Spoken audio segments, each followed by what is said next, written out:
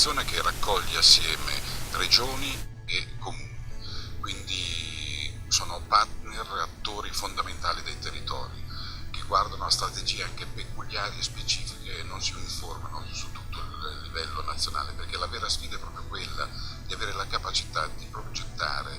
di avere strategie che tengono conto delle specificità dei territori, specialmente un paese come il nostro, se pensiamo una regione come la nostra che è veramente al plurale. Allora una delle sfide che non appartiene sempre a chi amministra è quella anche del governare, della progettualità multilivello. Allora, in questo caso parliamo di regioni e comuni, le regioni sono quelle che erogano e hanno lo strumento e i comuni, i territori sono quelli che beneficiano di anche di questi finanziamenti. Ma la vera sfida, la vera capacità è quella di governare a più livelli,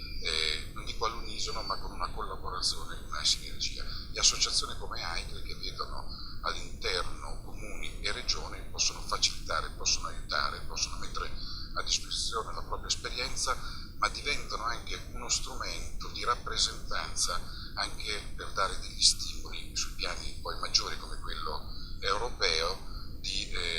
suggerire anche strategie che possono riguardare anche questi territori, perché poi anche chi fa le strategie generali, parliamo di Unione Europea, deve avere anche gli